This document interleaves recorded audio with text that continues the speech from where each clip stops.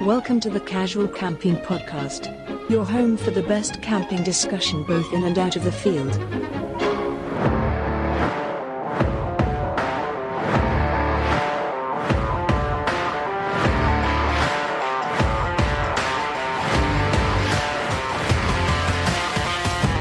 Here are your hosts, Tim and Ade. Hello, and welcome back to another Casual Camping Podcast. I'm Ade. And I'm Tim. Thank you for joining us again. Here we are, Ed.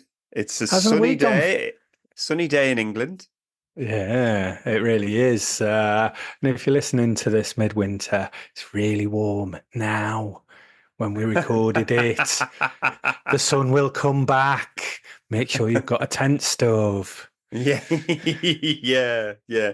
Right now, you don't need a tent stove. It's and I know I still take it in the summer just to the nights can get cold in the UK. Actually, this week of all weeks, I think it's 30 odd degrees in parts of the UK at the moment. It's so wherever you are in the world, the UK right now is sunny and it's the place to be. Yes, mark that day. Doesn't happen too often here in the UK. Although I have had rain today, Tim.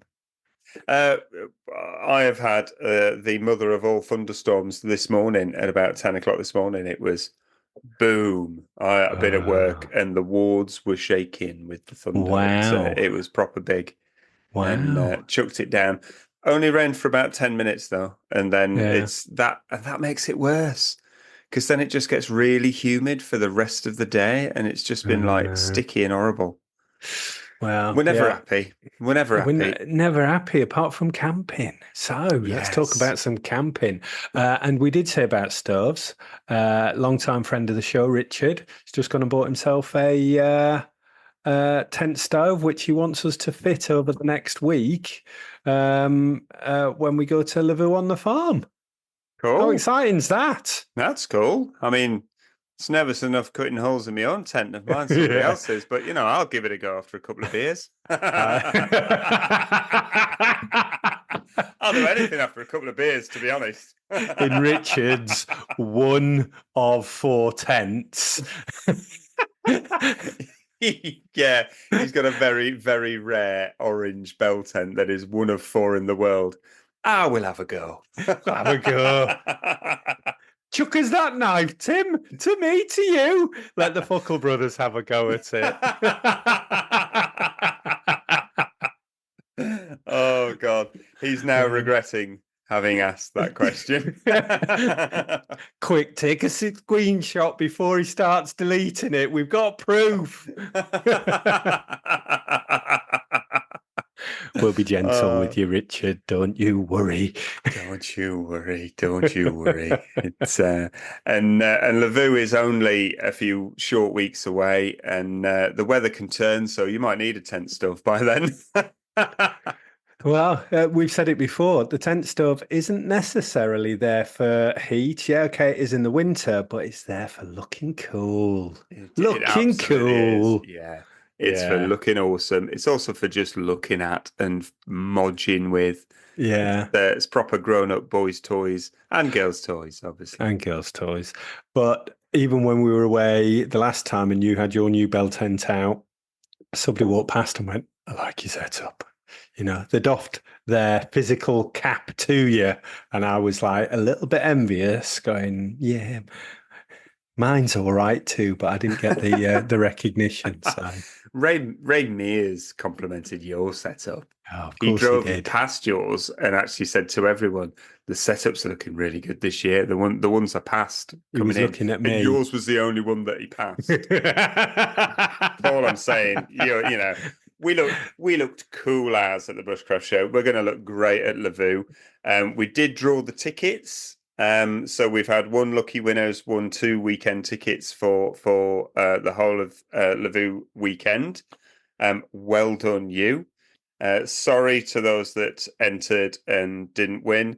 We went old school, put every entry into a hat and pulled them out. And You can't. Not even I can mess that up. No. It was. I saw the video. I know what was happening. The adjudicator was happy with the choice, and everything went to plan.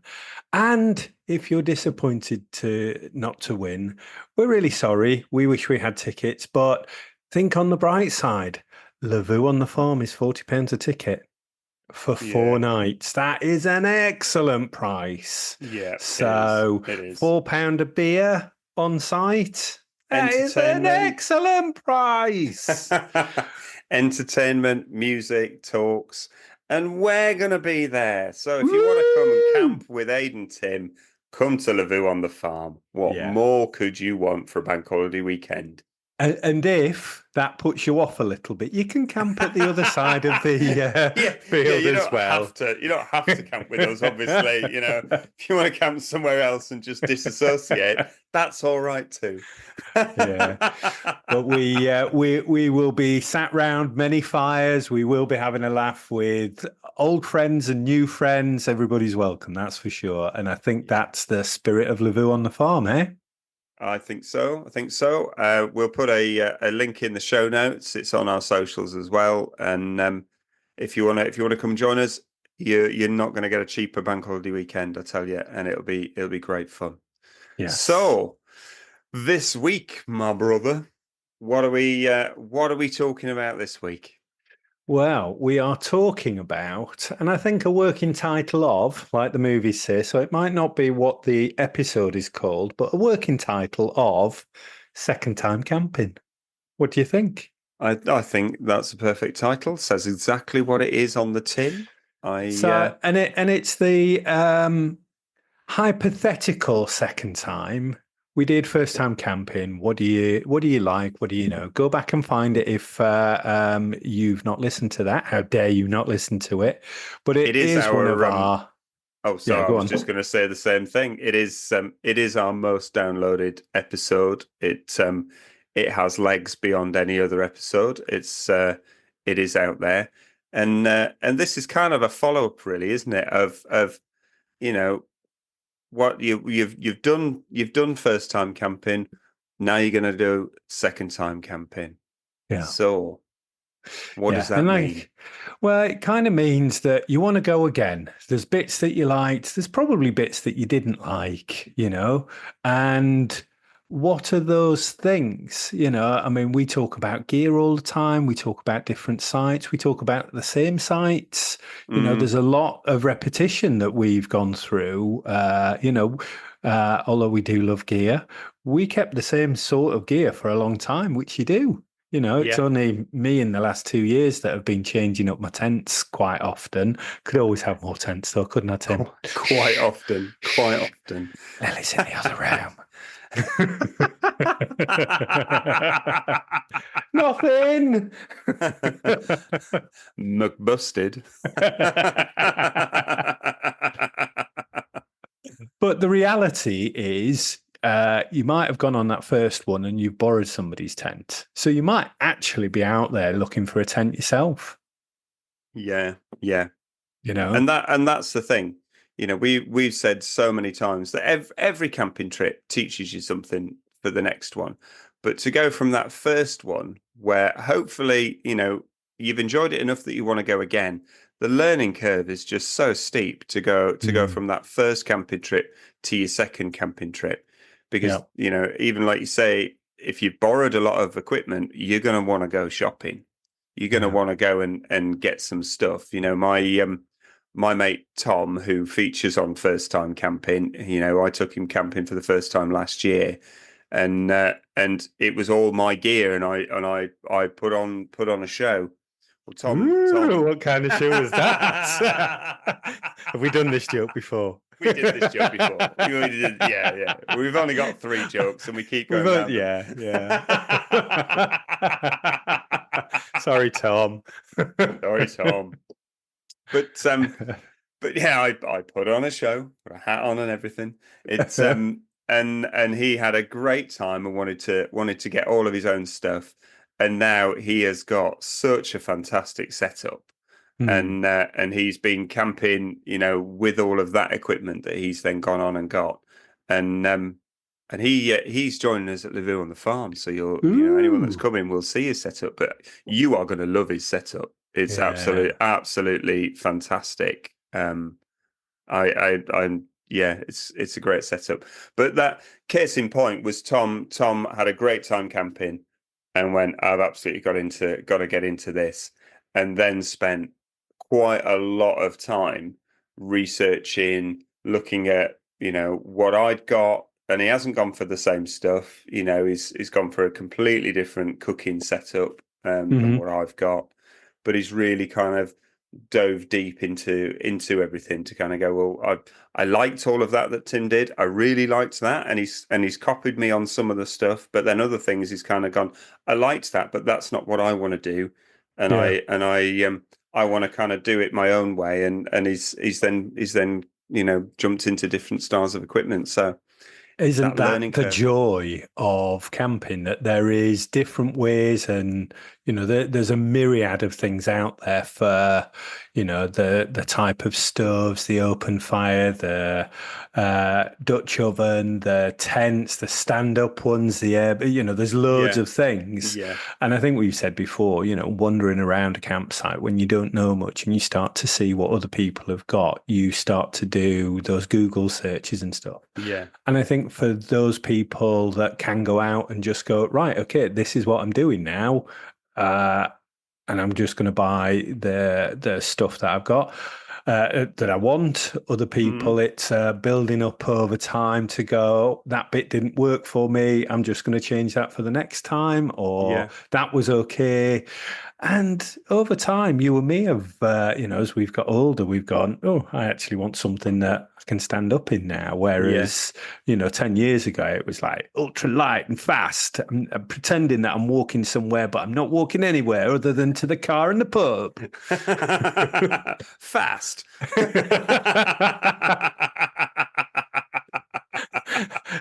Not speed walking, though, can I hasten to add. The silliest Olympic sport ever. Apologies to any speed walkers out there, but I don't know. Did you see the Australian break dancer? It's what everybody's talking about at the minute. Oh my God! Oh my word! That is. I mean, one.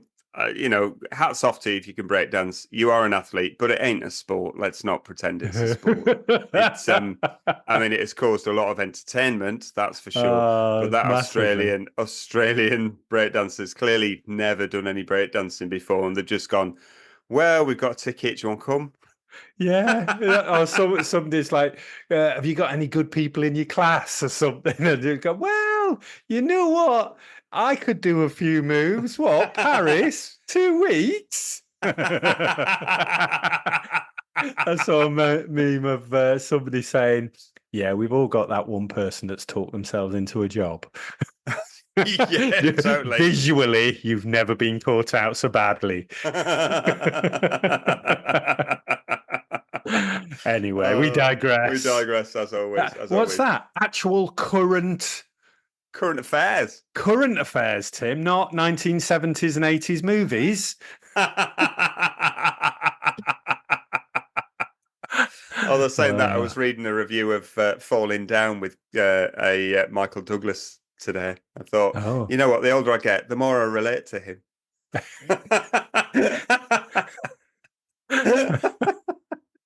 Go see that film. It's great. It's a great film. It's great. Anyway, our sister has done a lot of solo hiking and backpacking and camping and stuff up in Scotland. But this weekend, she's gone and done first time big tent family camping with her daughter and our niece, and she wants to talk to me later because she says she's learned loads of stuff and needs a bit of a debrief, really, of what she needs to do next. Which would be an interesting chat. Did you point? What the hell am I? What the hell am I? Chopped liver?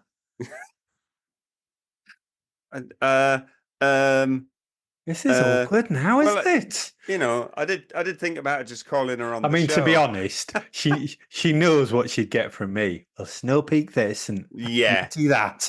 Yeah.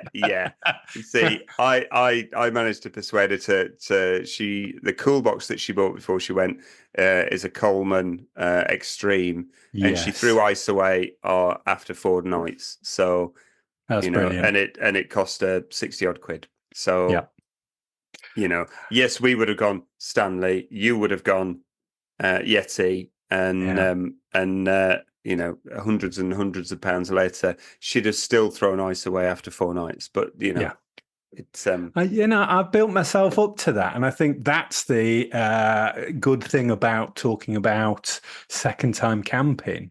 That doesn't happen overnight for a lot of people.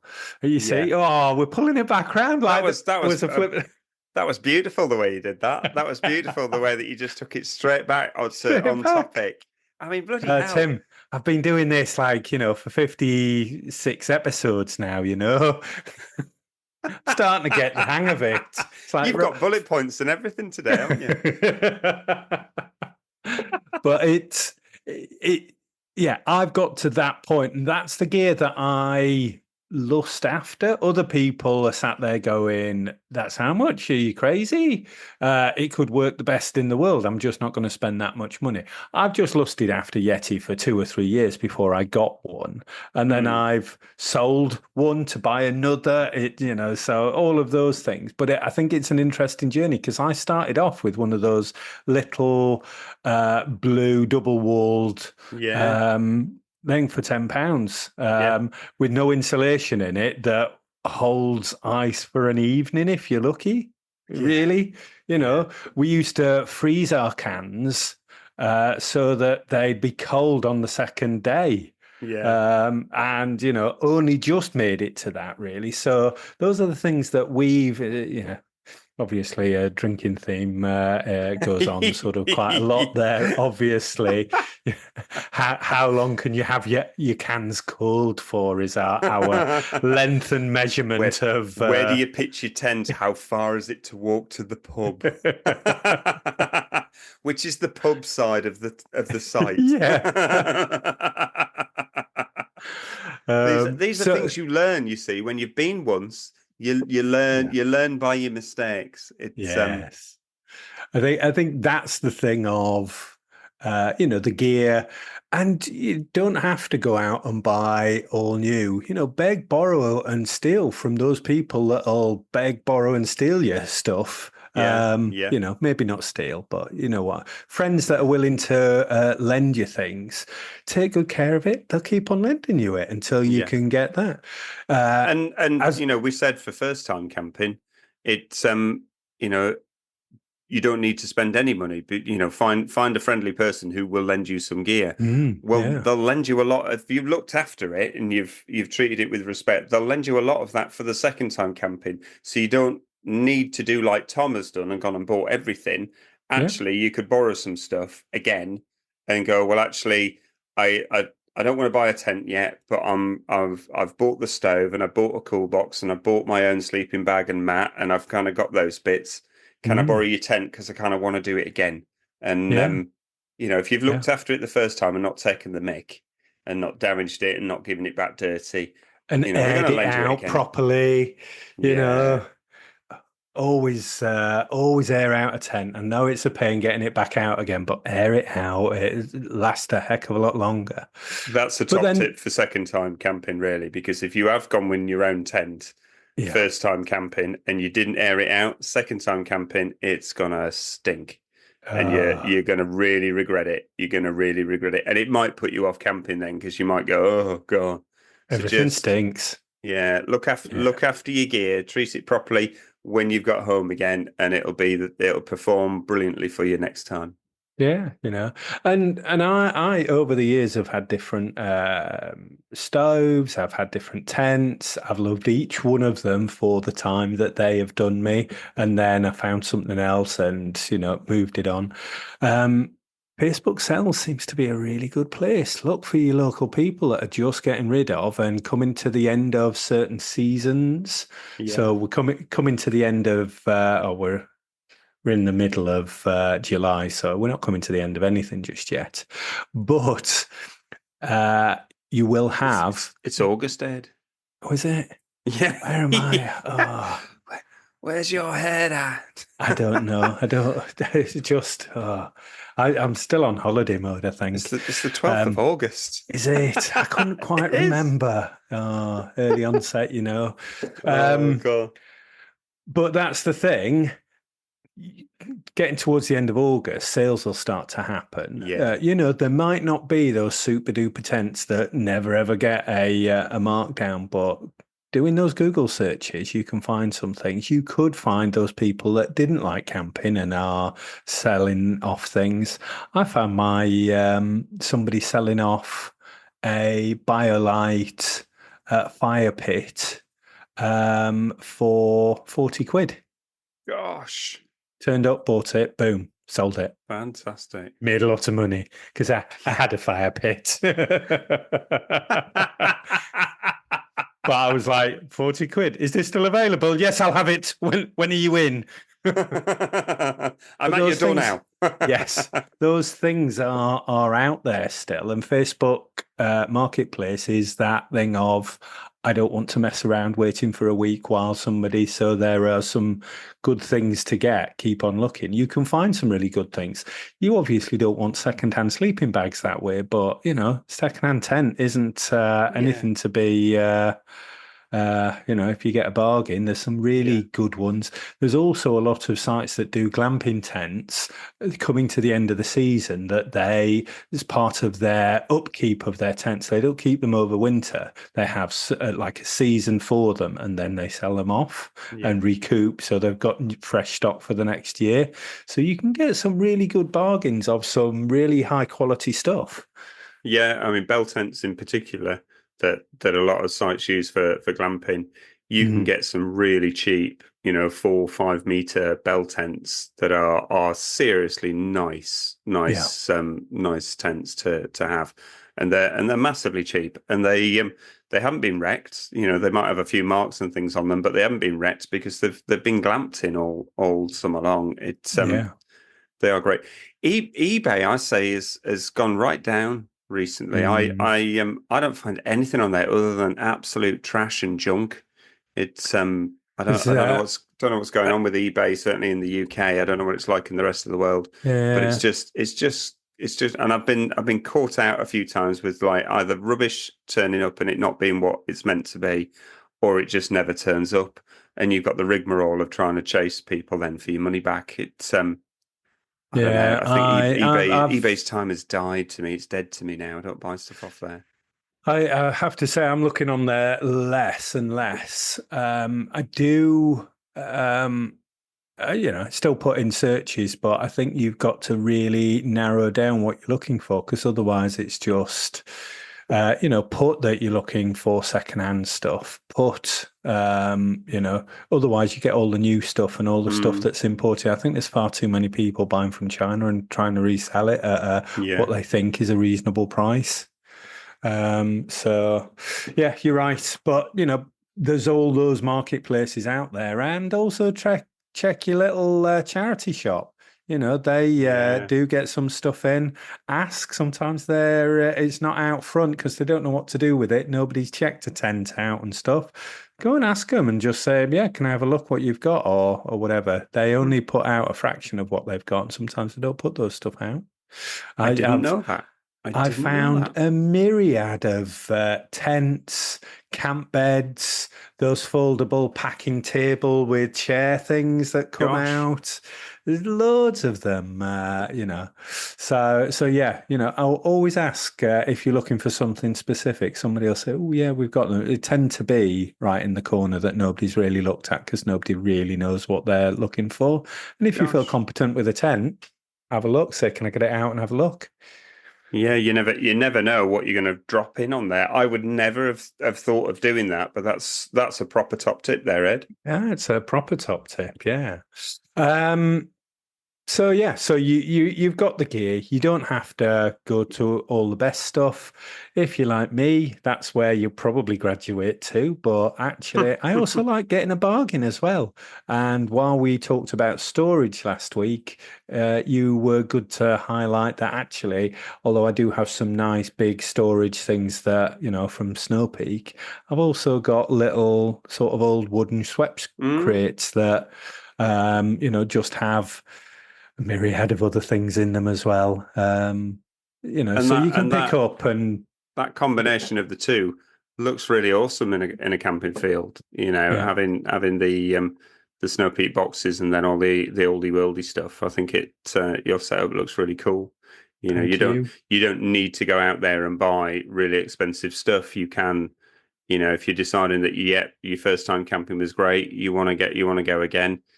You don't have to spend a fortune. You can go and find other things. Storage is a really good idea. If you didn't listen to last week's episode, go back and listen to it. Getting some kind of a box to put all of your stuff in so that you know where it all is. And equally, you know where it is to take camping, so you don't have to race around the house trying to find it all. That in itself is a massive top tip for the second time camper. Well, it is. Be easy on yourself. We've all forgotten stuff. It just happens. So, that's part and parcel of, whether it's that important or, if it's your bed, yeah, that is important. If it's a fork, then, you're eating with your fingers tonight. Yee-hee! Yee-hee! Ho-ho! Again, says Ade.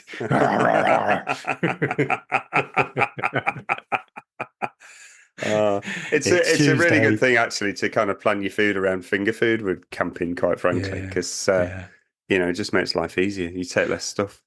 Well, I mean that's going on to food.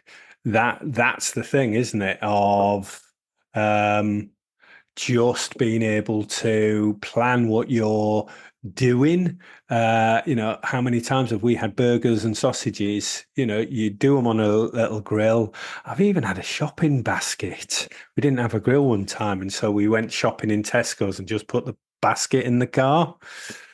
Might have been some other thing. You are just a wronger, aren't you? I might have been drinking that time, but it made a good grill. All I'm saying. I bet it did, actually. I bet it did.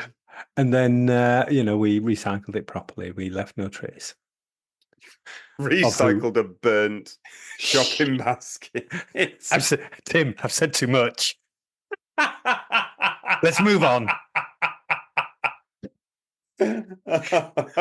Oh god, sorry, can't go back to that site again.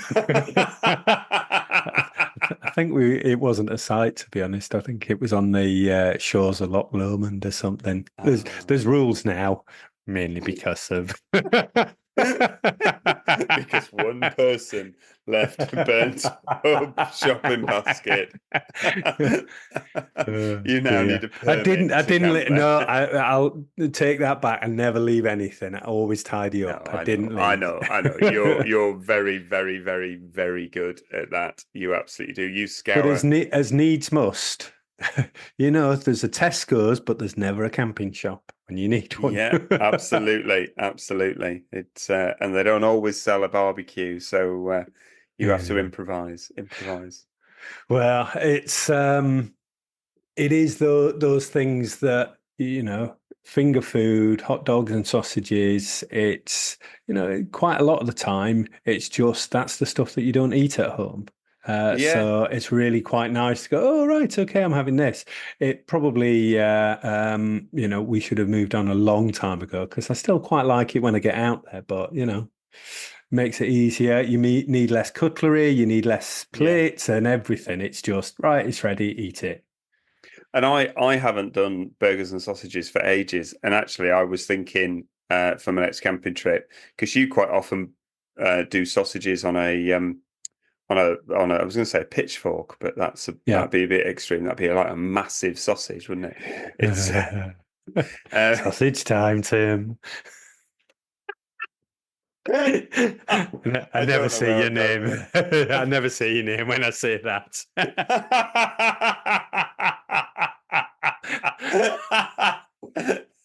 Please don't ever have this conversation with me again. Let's never listen to this episode again.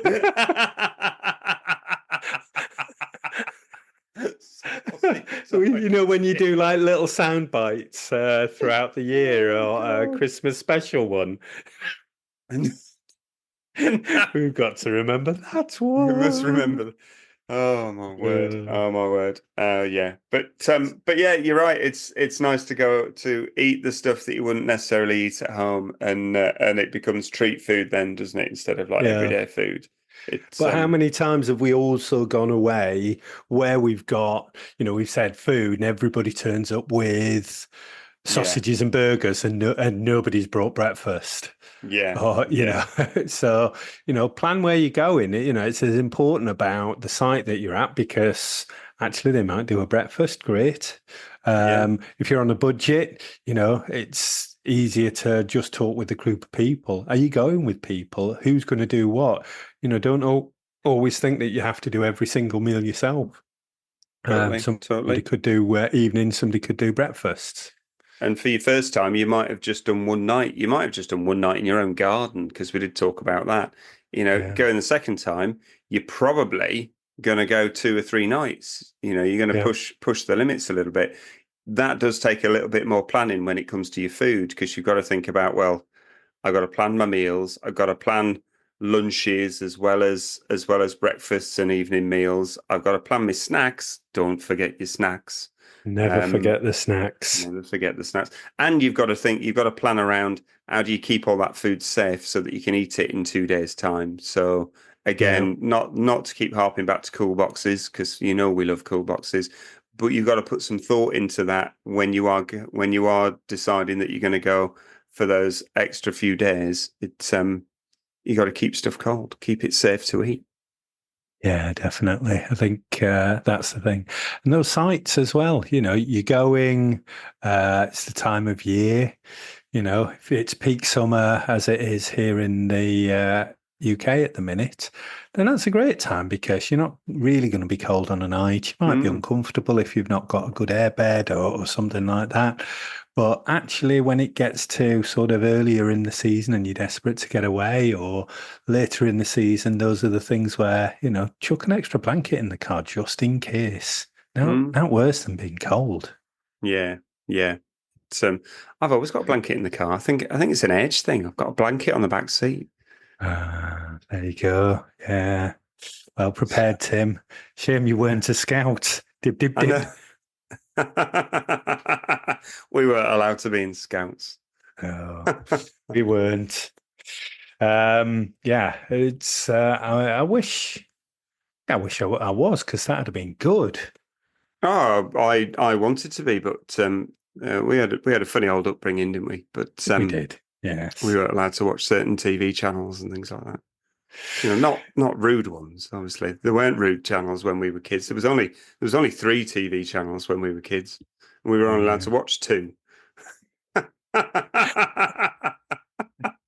When I was a kid, I know. Deepest, darkest Yorkshire. Yes, we're all green fields where I'm a lad. And so, the site. So, you know, also think about where you're going to. So, yes, it's nice to go down to Cornwall and see those seaside bits and stuff. Do it in midsummer, and you're certainly traveling down on a Friday or a Saturday. It's going to take you a long time to get there. You know, give yourself that bit of a break. You know, maybe it's go a little bit closer to home. Just put some thought into it. What are you going for? Are you going to be on a site and be in nature, or are you going to go do some walking and things? Because that's all part of the sort of choice of what you're doing. And if it is just to be out in nature, great. But then, do you want more of the site? Do you expect a little bit more of the site, the facilities and things like that? True. And if you are, sorry.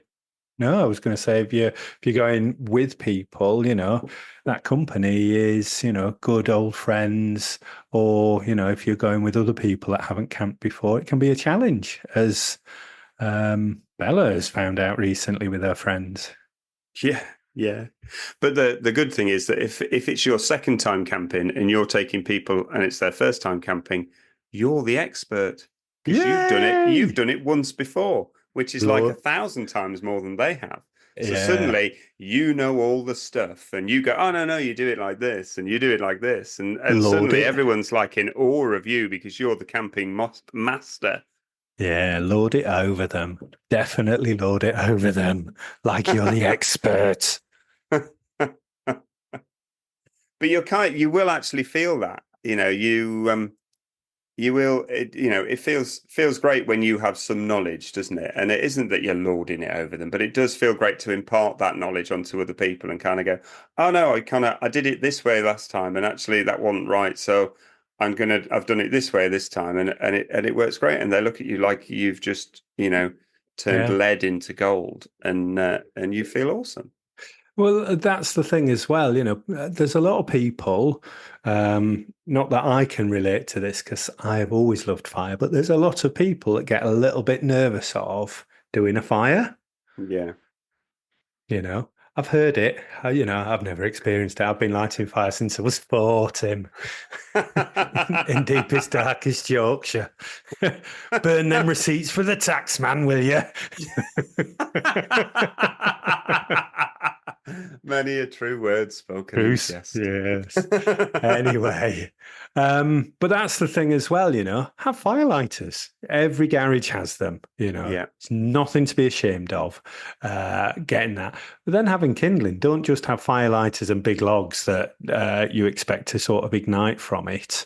And you know what? Go around and make friends with people. Somebody who go, oh, you give us a hand with this fire or something. That's the thing. But also make sure that the campsite, if you want a fire and that's an integral part of it, can you have fires? Do they have to be off the ground? Yeah. That's the other thing. For me, I would only ever go if I can have a fire. If I can't have a fire, I don't want to be in that site. There's very few sites I go to like that. So Yeah. Fire's really key, isn't it? Even if it's, in the tent stove, because a lot of places will let you have a contained fire of some sort, but you got to have fire. You've got to have some kind of fire. It's a TV of the campsite. It's for me. So what else are you going to look at if you don't have a fire? yeah, It's but if you're, again, if you're with people who are a bit nervous about fires, you've been the first time, you've learned something. Even yeah, if you're not an expert from going first time camping, by the time you go the second time, you have learned some skills. yeah, And even if that is, I know to bring firelighters because it makes it really easy, or one of those fire logs that you just light. I used those for ages before I got a bit more proficient and liked playing with fire at your level. You know, you just know that stuff's going to make it easy. That stuff, I'm going to light that stuff and I'm going to have fire really, really quickly, and everyone's going to be warm, because if it yeah, is a bit cool and you're second time camping and you brought some other people with you, they're going to get really grumpy really quickly once they start to get cold, and they're going to yeah, start moaning, and they're going to want to go home and everything else. Get the fire on, get some drinks going, get some food going, and you've learnt that from going the first time, that you're going to go, yeah, this is, I got to get tent up, I got to get kitchen set up, I got to get fire lit, I've got to do food, we've got to have a drink. And as the quickest you can get all of that stuff done, everyone's going to be happy. yeah. I don't like the order that you put drink right at the back there. Get out of the car, open a beer.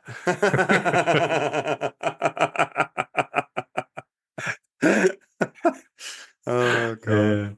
So I think that goes a little bit of the way to sort of explaining what you might be doing that next time, whether it's gear, whether it's getting into nature, whether it is meeting up with friends. But that's the joy of camping, and we're all on a different journey, wherever you've started it from. I think Yeah.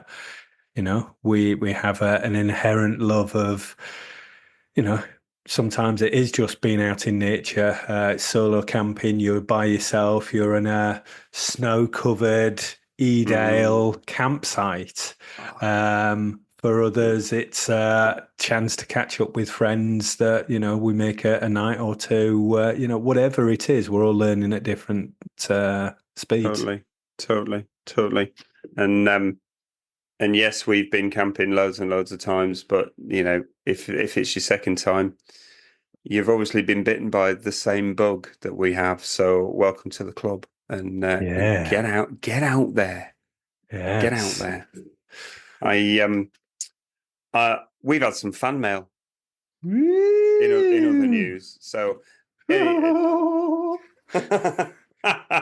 Shucks.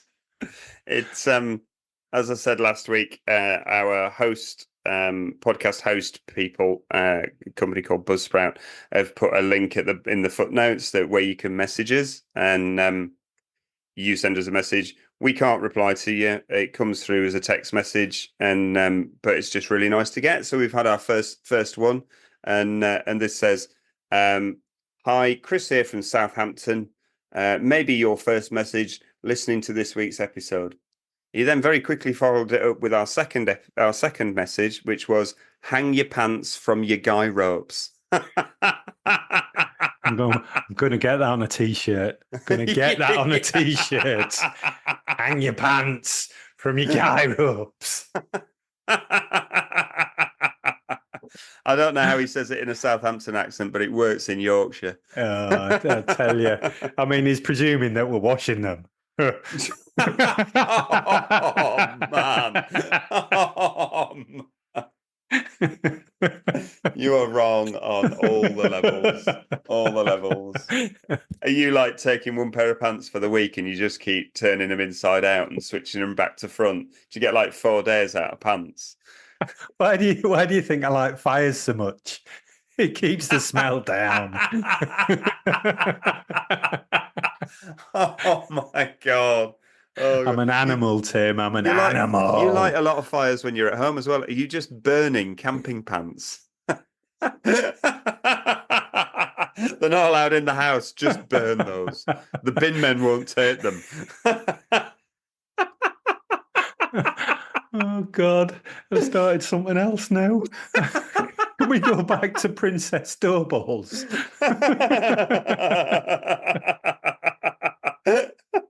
That's better than sausage time, Tim. Your latest catchphrase. Bloody hell. I mean, Jesus Christ. I've now got an image of a worried Tim hearing that and just peering over the corner with his shoulder. Sausage time, Tim. Enough. Enough. I need a minute mindfulness to take me somewhere peace and quiet. Here's some sounds from the camping field.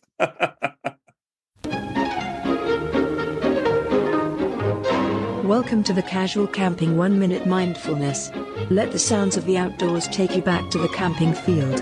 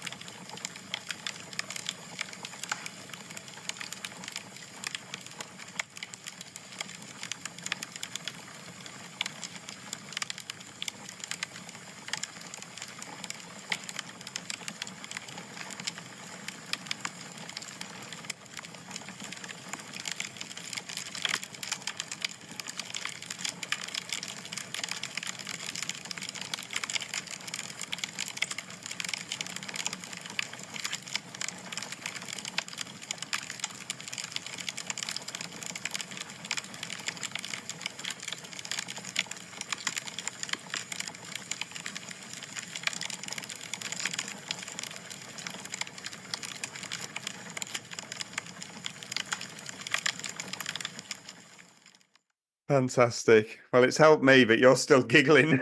Oh dear. Oh, I've got all hot and bothered there. Oh, That's not helping not things. not that hot and bothered. It's warm tonight. Oh dear. God. Oh God. Well, I hope you've enjoyed today's journey into why you would go second time camping as a follow up to our most popular episode. And why wouldn't you get out there? Yeah. I hope lots of people are enjoying the sun.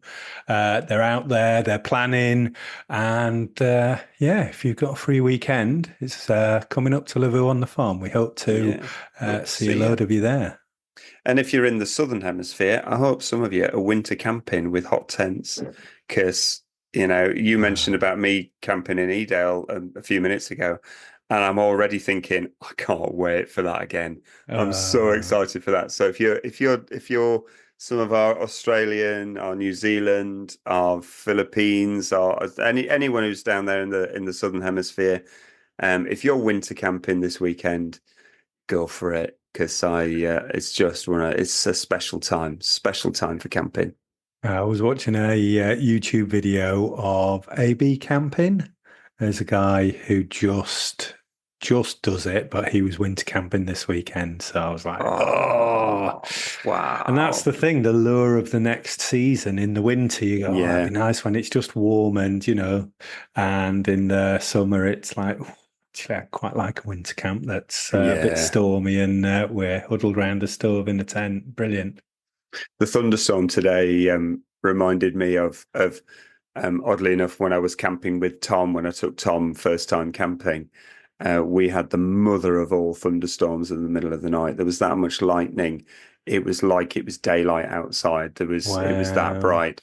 And I did think, I'm sleeping in a bell tent with a 2.5 meter steel pole standing straight upright in the middle of it, like a lightning rod. Probably not the best place to be, but hey ho. But it was amazing to listen to the rain and the storm and the thunder and the lightning, and I love that. I love being out camping when it's really stormy. It's and you're in your tent and you're safe and you're secure and you've got all your stuff and it can do what it likes. It's I love that. I love it when it gets a bit wild. And did Tom think that happens every time you go camping? Because no wonder you put on a good show. Tom, here's some lightning that I prepared earlier. Tom was a little drunk that night and slept right through the storm and didn't know what I was talking about in the morning. Legend. And then he went and bought a tent stove. And then he thought, camping's great. Legend. Looking forward to continuing that journey with you, Tom. Cool. In a couple of weekends' time. Cool.